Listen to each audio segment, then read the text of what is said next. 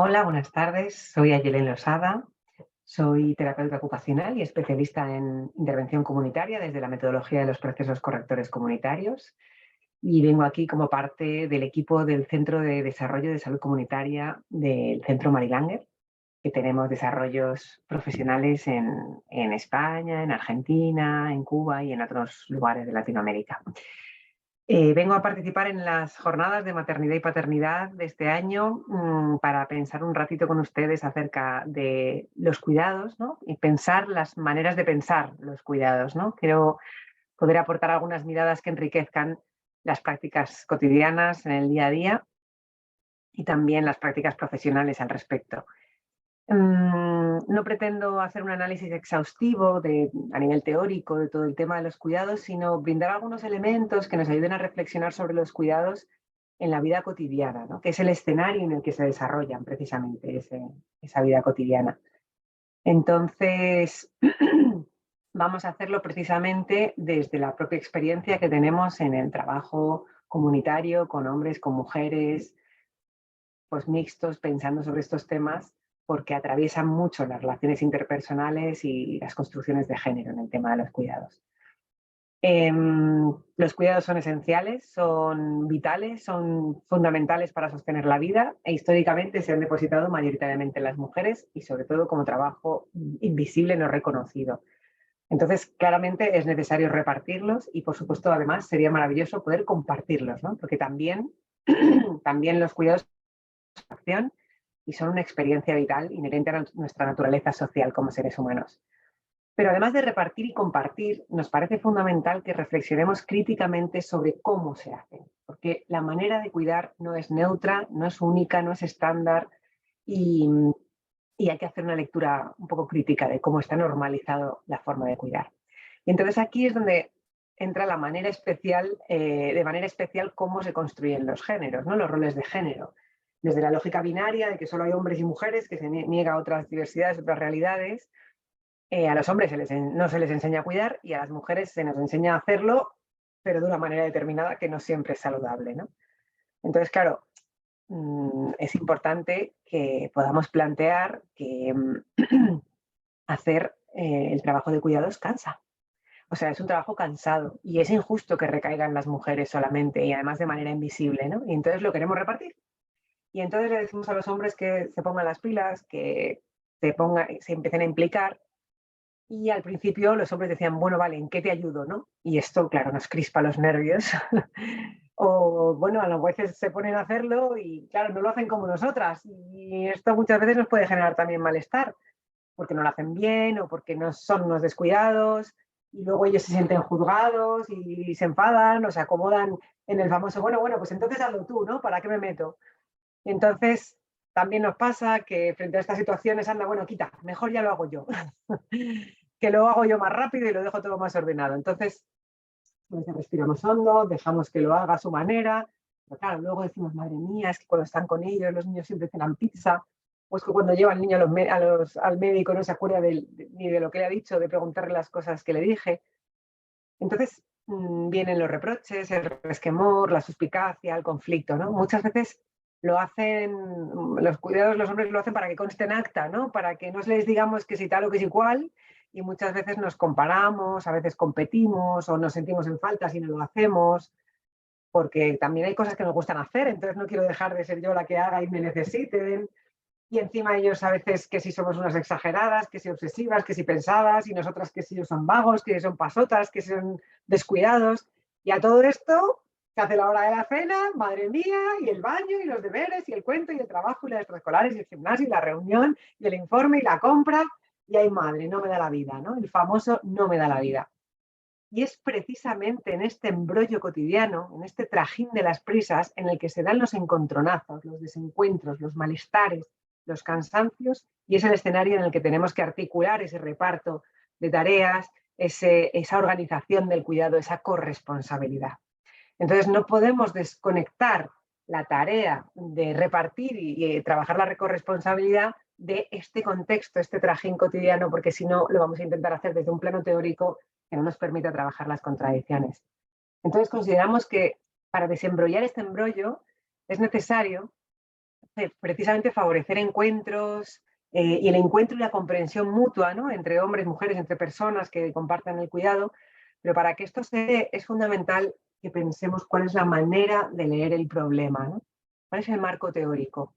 Porque cómo pienso las cosas, cómo lo pienso, tiene que ayudarme a entender lo que siento y desde ahí marcarme direcciones para decidir lo que hago, ¿no? Porque la coherencia entre el pensar, sentir y actuar será una brújula en momentos en los que la pasión puede hacernos caer en dogmatismos, ¿no? En el dogmatismo de las cosas tienen que ser así, para ser igualitarios esto es así, o la comprensión puede caer en el relativismo de bueno, todo vale, hay que entender. Así que esa coherencia va a ser importante que la podamos tener como brújula. Porque claro, cuando hablamos de cuidados y hablamos de género nos preocupan muchas cosas. Nos preocupan realidades que vemos hoy de manera acuciante, ¿no? Nos preocupa que hablar de género esté impregnado de un tono de agresividad y crispación de manera tan habitual.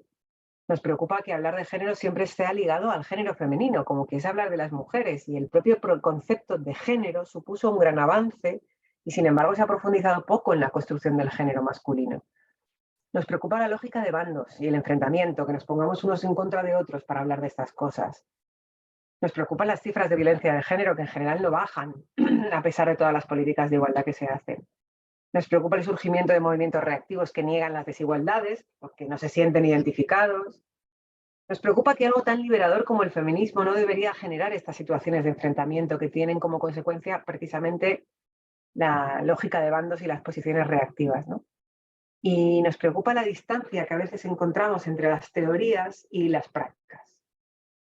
Por eso creemos que es necesario poder pensar más allá de lo pensado, con una actitud abierta, creativa, amorosa, para poder trabajar las propias contradicciones y poder construir alternativas colectivas.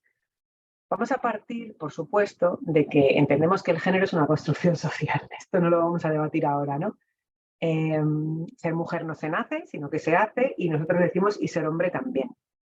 Entonces tenemos que hacer una articulación especial para entender la construcción de los géneros entre el patriarcado, que se visibiliza como sistema de organización social que impone la relación de dominación de los masculinos sobre lo femenino, pero también todo el capitalismo que ha atravesado de manera hegemónica las sociedades actuales y que todavía tenemos en vena a pesar de estar haciendo grandes intentos en construir alternativas, ¿no?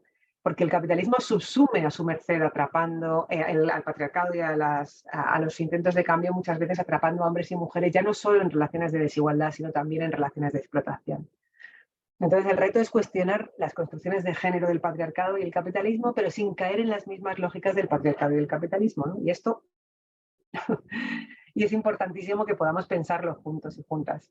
Y pensarlo permanentemente, no es una cosa que esté acabada, ¿no? Por tener claro una cosa ya tengo clara la siguiente, ¿no? Y por eso hace falta, decimos, una actitud creativa, constructiva, de reflexión, que sea lo más amorosa posible, porque cuando hablar de género y de cuidados implica enfrentamiento, crispación y agresividad, el capitalismo es el que se frota las manos. Entonces, lo primero que quiero dejar planteado en esta primera parte de la exposición es 5 cosas que decimos que son inspiradoras para pensar la manera de pensar el género y los cuidados, ¿no? Porque la manera de pensar marca la manera de hacer. Por ejemplo, si pensamos que el hombre tiene privilegios de manera estática, pues las acciones irán encaminadas a reclamar que deje esos privilegios. Y ese camino está teniendo algunos escollos que no están, o sea, nos muestran que no está siendo suficiente, ¿no? No está siendo del todo eficaz para la transformación profunda y de toda la sociedad. Porque hay gente que no se identifica con los privilegios, hay gente que no los reconoce, hay gente que los cuestiona, hay gente que los niega.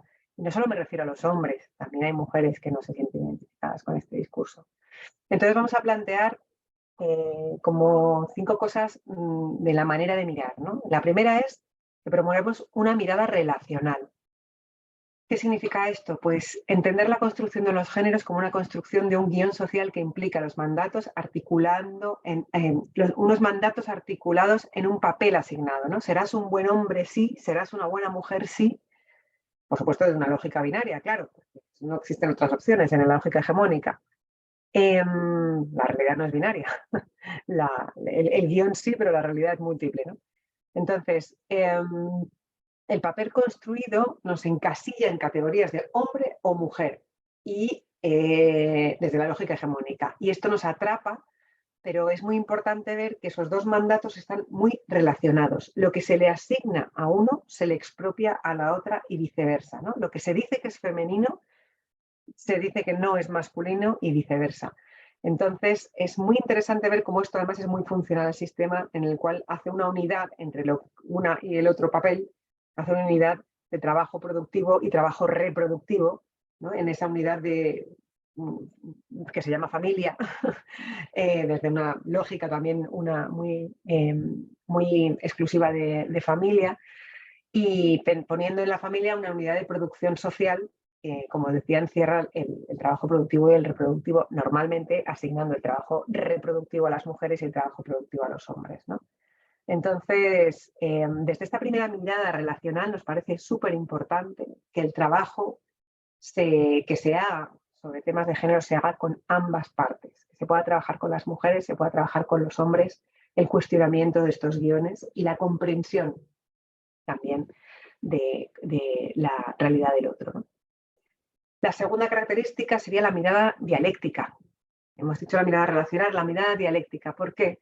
¿Qué queremos decir con dialéctica? Pues entender que esa relación se retroalimenta. Es decir, el machismo no lo reproducen solo los hombres, ¿no?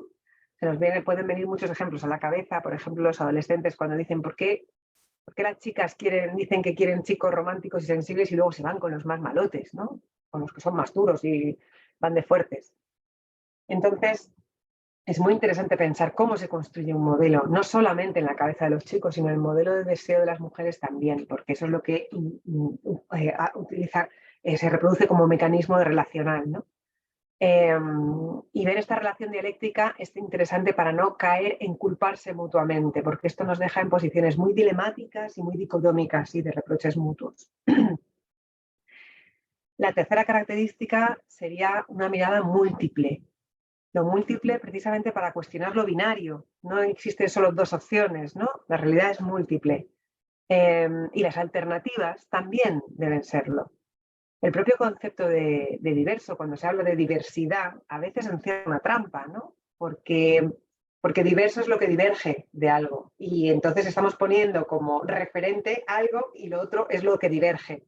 Por eso nosotros hablamos de lo múltiple, para hablar de que la realidad es múltiple y que las alternativas también deben ser abiertas, múltiples, flexibles, porque no todas las mujeres somos iguales para decir, para liberarnos tenemos que ser feministas, para los hombres tienen que, ¿no? Sino poder pensar en diversas, o sea, múltiples soluciones. Entonces, es interesante desde aquí poder decir que igual tendremos que empezar a hablar de diversidad, de dejar de hablar de diversidad para hablar de multiplicidad, más que hablar de buscar modelos nuevos, hablar de referentes, personas que nos sirvan de referencia, pero no que tenemos que copiar de manera unívoca, más que de resultados y de consecuencias, hablar de procesos, promover procesos de reflexión.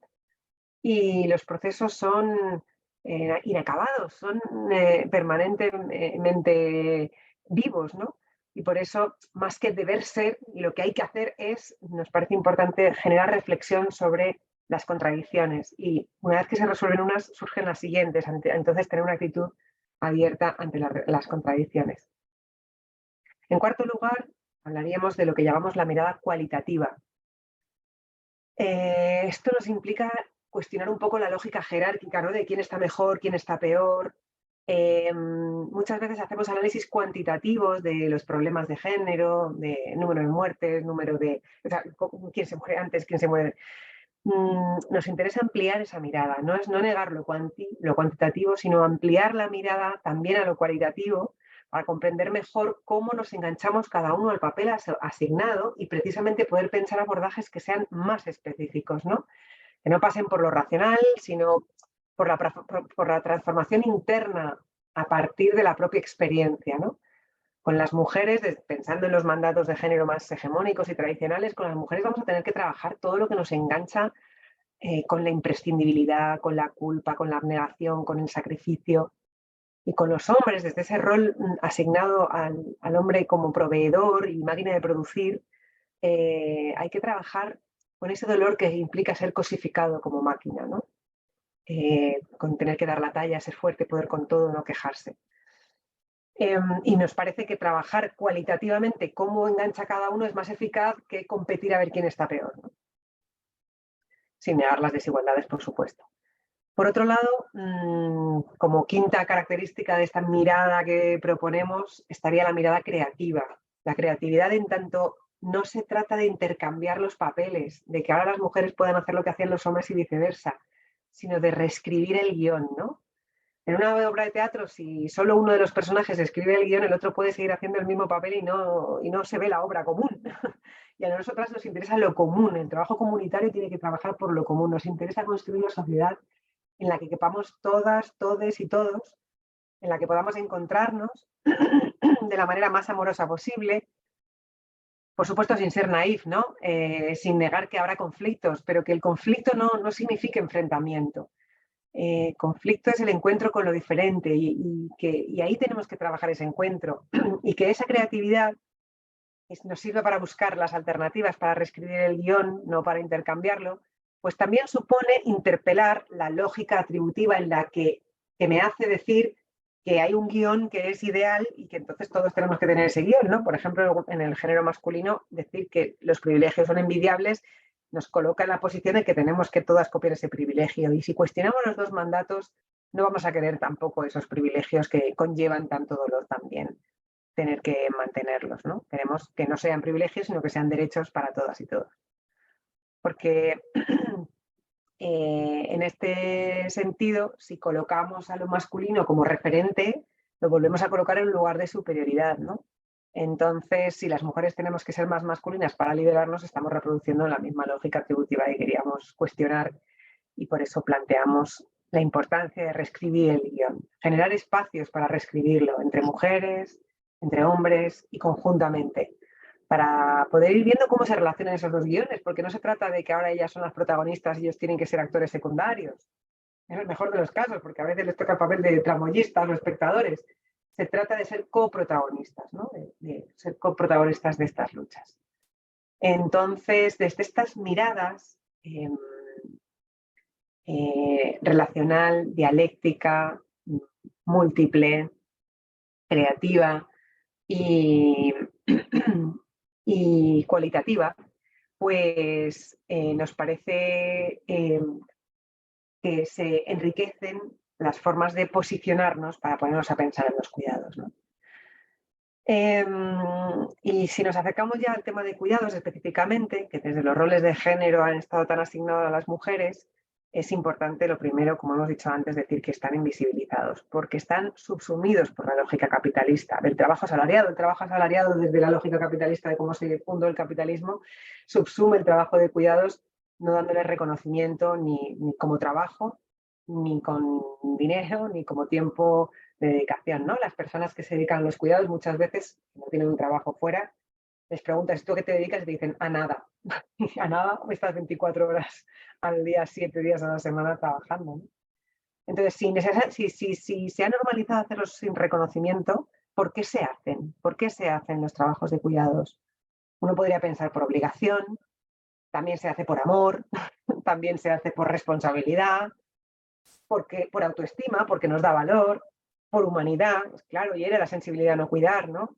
Porque es un mandato, no te queda otra, eh, porque si no sientes culpa.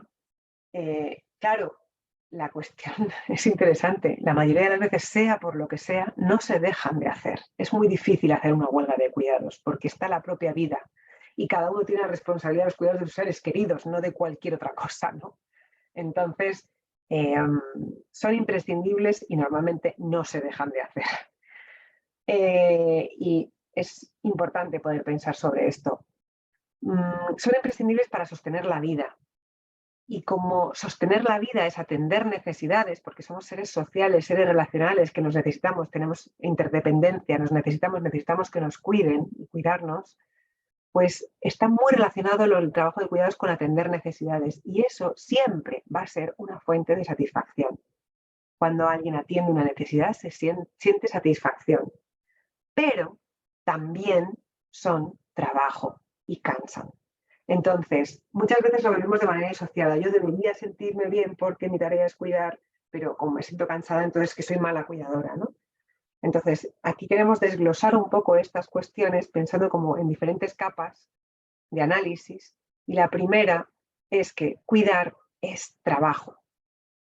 Cuidar es un trabajo imprescindible, pero es trabajo, que esto significa que lleva tiempo, energía, saber o conocimiento, afecto, porque no estamos cuidando de una planta, estamos cuidando de personas, ¿no? También eh, afecto, y todo esto genera cansancio. Voy a compartir en la pantalla para que podamos seguir un pequeño esquemita que nos vaya guiando. Decimos, son trabajo. Entonces, el trabajo de cuidados, de hecho, sea como sea, lo haga quien lo haga, siempre cansa, porque es energía vital puesta al servicio de una tarea. ¿Sí? Esto es muy importante. Y hago mucha insistencia aquí porque, obviamente, si descanso o si lo reparto, cansan menos.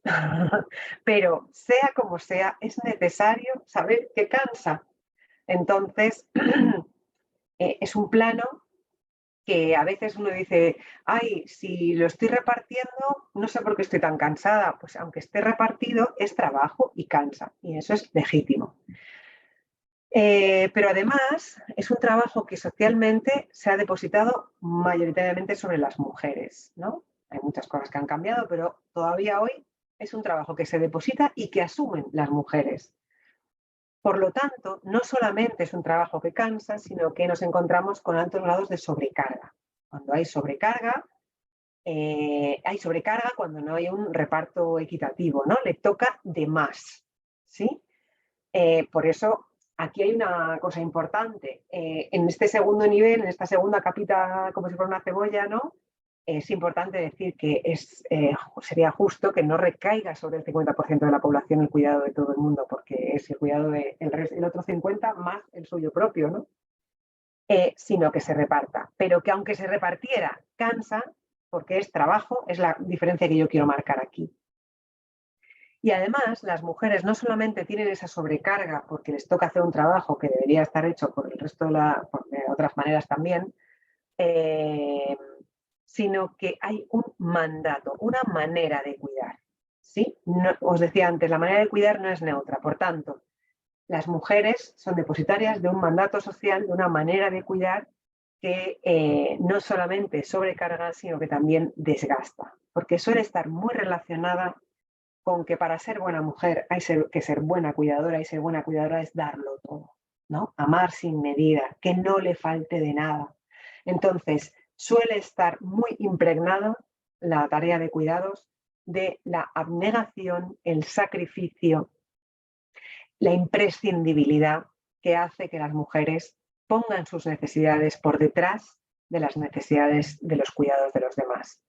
Entonces, afectando gravemente el autocuidado, ¿no? Este mandato lo quiero poner como tercer capa de análisis porque es muy importante analizarlo desde una lectura crítica.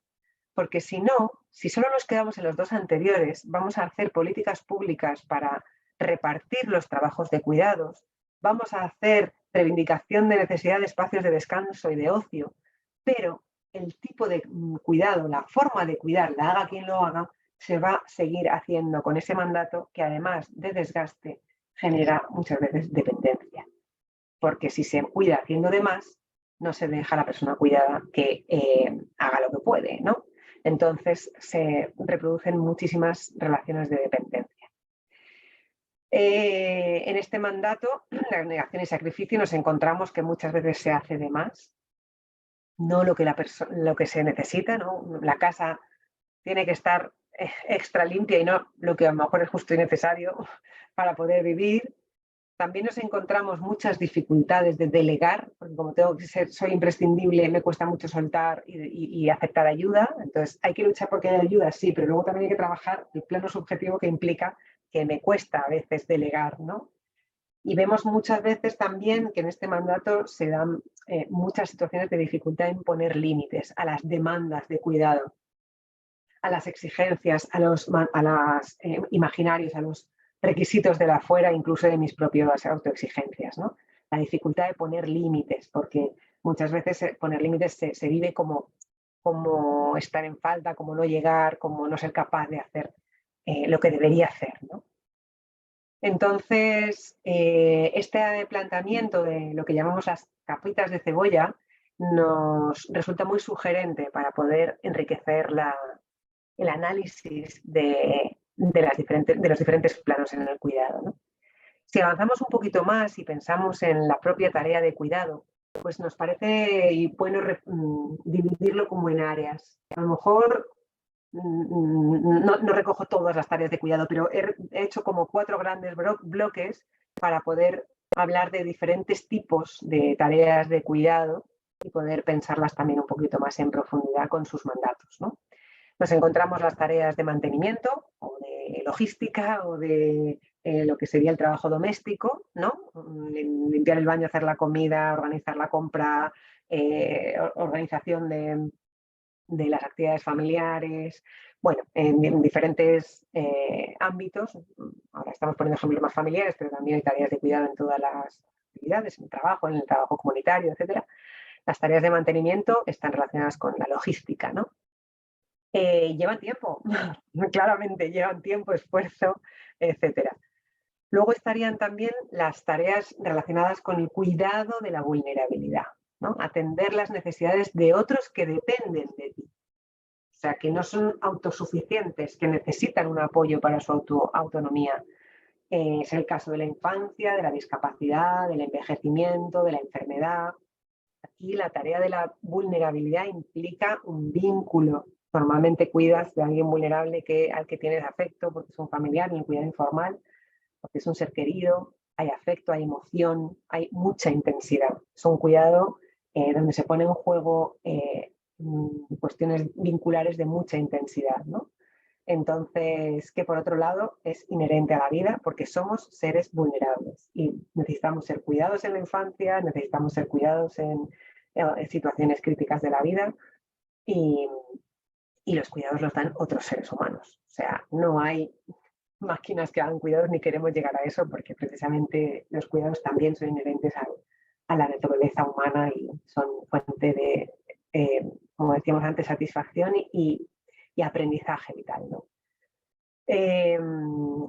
Además, para diferenciar matices, tenemos las relaciones de interdependencia, que no es lo mismo que la vulnerabilidad. En la vulnerabilidad hay una situación de dependencia que recae sobre una, ¿no? En la interdependencia hablamos de que las relaciones humanas en general, ¿no? En la cotidianidad, donde no hay una vulnerabilidad, nos coloca en una situación de dependencia, en las relaciones humanas en general hay que cuidar, ¿no? Hay que cuidarse, hay que cuidar. El respeto es una forma de cuidado. El respetar el espacio del otro es una forma de cuidado. El cuidar la comunicación, cómo me dirijo a los demás, es cuidado. Tener en cuenta la reciprocidad en la ayuda mutua es cuidado. Tener en cuenta el equilibrio entre lo que se pide, se verá a las personas, ¿no? El buen trato, las relaciones de buen trato con los vecinos, con la panadera, con el médico, con la pareja. Todo esto tiene que ver con la interdependencia y estamos hablando de que esto requiere cuidado también, no lo hago a la ligera, ¿no? Y luego estaría, me ha aparecido ahí la cuarta categoría, que sería el propio autocuidado, ¿no? Todo esto aplicado a mí mismo, aplicadas a uno misma, porque yo también me tengo que asear, también hay momentos en los que estoy vulnerable y también me tengo que cuidar y tratar bien así en el día a día, ¿no? Entonces las tareas de autocuidado también son parte de esas tareas de cuidado.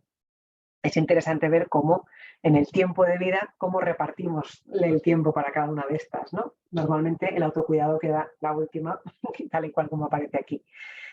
Claro, todas estas estamos diciendo que conllevan tiempo, esfuerzo, conocimiento, energía, afecto y muchísimos sentimientos que son necesarios ir elaborando, ¿no?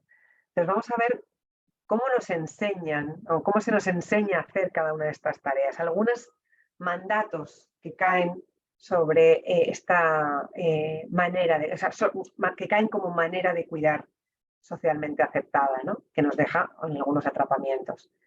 Con respecto a las tareas de mantenimiento, vemos muchas veces qué importancia se le da a que las cosas estén ordenadas y limpias, ¿no? Y nos preguntamos, ¿el orden está a nuestro servicio o nosotros estamos al servicio del orden?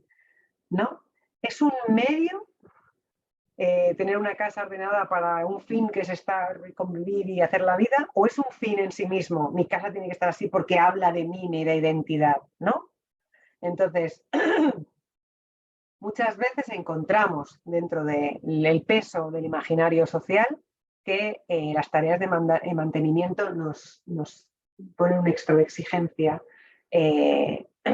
porque parece que nuestra identidad, nuestro valor como personas están en que lleve la camisa muy limpia o muy planchada o la casa esté extremadamente ordenada, ¿no? A veces somos un poco esclavos o esclavas del orden, estamos al servicio del orden en lugar del revés.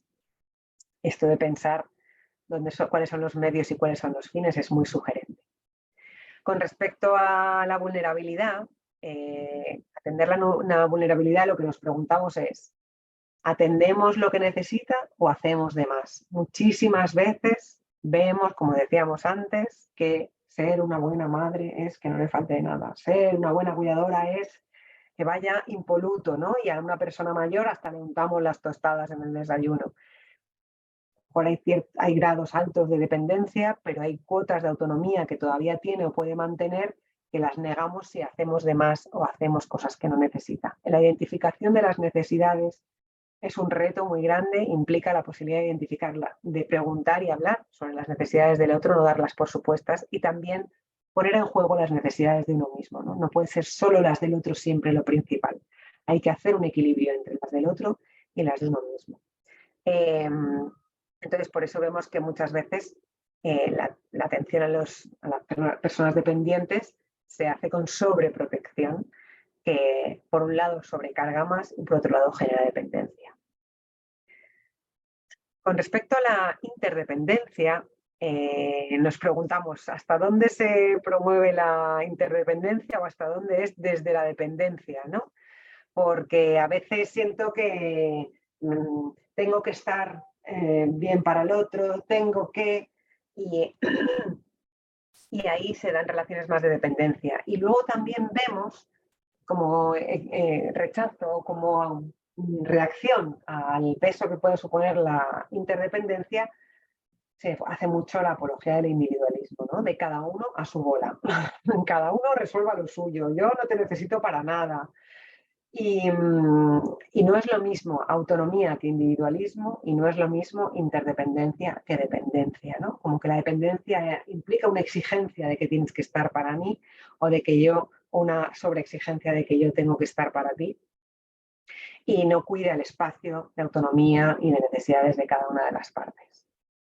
Y bueno, con respecto al autocuidado, en el imaginario que nos encontramos, que parece muy habitual escuchar esta frase de tienes que cuidarte, hay que ser un poco más egoísta, ¿no? Como que cuidar está muy asociado con el egoísmo, con el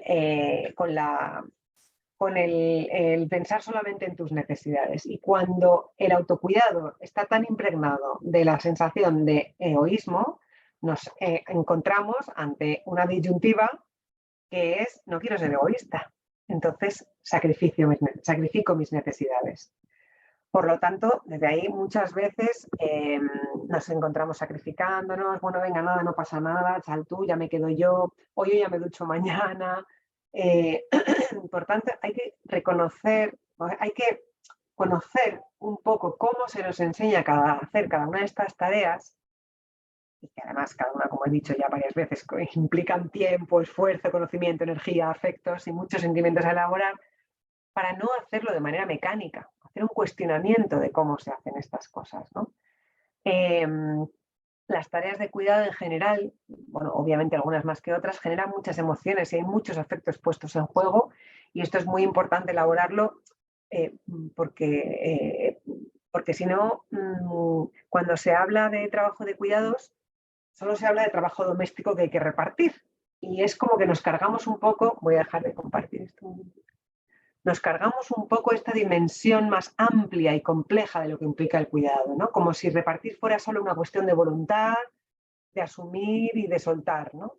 Entonces, sirvan estos ejemplos, estos elementos, para poder enriquecer la mirada de las situaciones cotidianas en las que nos encontremos discutiendo por la pelusa, negociando quién va a la reunión del colegio, peleando por la carga mental o enfadados por lo mal que nos sentimos cuando deberíamos estar haciendo algo que no estamos haciendo, ¿no? Antes hablaba del trajín de la vida cotidiana, de las prisas, etcétera, y esa cotidianidad atravesada por las prisas que no es exclusivo, o sea, que no es necesario tenerla en cuenta porque no es exclusivo para cuidar y cuidarnos, ya que esta cotidianidad está atravesada por ese trabajo de asalariado que nos roba el tiempo de descanso, otras cuestiones de la vida, el ocio, las luchas, la participación en movimientos sociales y suma y sigue. Entonces, no es que tengamos todo el tiempo, ni toda la disposición, ni el mejor ánimo y la mejor energía para hacer el trabajo de cuidados y las negociaciones que suponen, ¿no? Sino que nos pilla ya bastante cansados. Por eso tenemos que saber que repartir el trabajo de cuidados, aunque por supuesto las políticas globales ayudan, pero va a conllevar conflictos, conflicto interpersonal y conflicto interno. Yo ahora puedo dejar a la pequeña en una escuela infantil, pero me siento mala madre si la dejo porque no la veo en todo el día. Entonces, esto va a estar y lo esperable es que suponga conflicto. Si decido cuidar, porque decido cuidar. Si decido no cuidar, porque decido no hacerlo. Y puedo sentirme culpable por hacerlo o por no hacerlo, etcétera, etcétera, etcétera, o sobrecargada con rabia de por qué lo tengo que hacer solamente yo. Entonces, si solamente lo tengo que hacer yo, lo puedo hacer yo, en realidad es decisión, es elección en real, es en deseo, bueno, siempre va a suponer conflicto, ¿no? Entonces, es interesante pensar cómo enfrentamos los conflictos en nuestra vida cotidiana, porque hemos aprendido a trabajar los conflictos. En general está muy naturalizado que trabajar los conflictos se haga desde una cuestión muy de enfrentamiento, de uno contra el otro y por la fuerza, ¿no? De convencer. Y como decía antes, el conflicto es el encuentro con lo diferente, con el quiero y no quiero, esa ambivalencia, es me gustaría pero me cuesta, es quiero lo mismo que tú pero no puede ser los dos a la vez, o quiero una cosa y quiero la contraria al mismo tiempo. Esa ambivalencia y es elaboración de que no todo se puede, ¿no? Es aceptación y ahí tenemos que saber que el conflicto forma parte de la vida, que va a suponer duelos, hacer duelos de las cosas que no son como me gustaría que fueran. Eh, y, y no va a resolverse solo con un reparto equitativo de tareas, ¿no? Esto es lo que queremos traer mucho, porque a veces, si no vemos esas diferentes capas de cebolla, ponemos en el reparto o la resolución de conflictos o malestares que tienen más que ver con el mandato, ¿no? O sea, yo conseguir que haya políticas de cuidado que favorezcan los apoyos a las tareas de cuidados o repartir en el lazo familiar o comunitario los cuidados son una parte de la solución. Pero si me siento culpable por no estar presente en determinadas situaciones, tengo que elaborarlo porque si no, no se va a resolver el malestar que genera, aunque haya recursos para hacerlos, ¿no? Una cosa no quita la otra y por supuesto hay que seguir trabajando por mejorar los recursos, pero queremos ampliar esa dimensión para que podamos llevarnos más herramientas para la complejidad. Por eso para nosotros es muy importante dar visibilidad. Todo este plano está latente, como por debajo de la mesa. Que pongamos el escenario de la vida cotidiana en el ámbito de la convivencia familiar, pero también podemos hablar de otros ámbitos. Aquí estamos hablando de este ámbito, pero podemos hablar de otros ámbitos de cuidados en diferentes contextos, ¿no?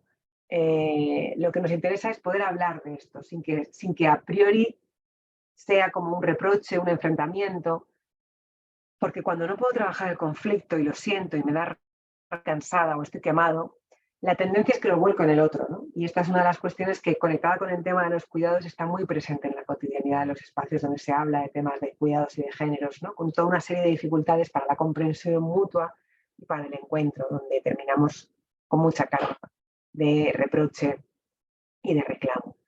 Entonces, por hacer un poquito de síntesis ya este último ratito, querría hablar como de 3 categorías grandes de cambios necesarios en la sociedad, ¿no? Para incorporar esto que acabamos de hablar. Vuelvo a compartir pantalla. Estaríamos hablando de que para los cambios es importante plantear cambios estructurales, ¿no? Institucionales, legislativos, permisos de maternidad, paternidad, ley de dependencia, servicios públicos, conciliación, jornadas laborales, desprecarización, promoción comunitaria, todo esto es muy importante, es necesario, es imprescindible, pero también es necesario hacer cambios subjetivos.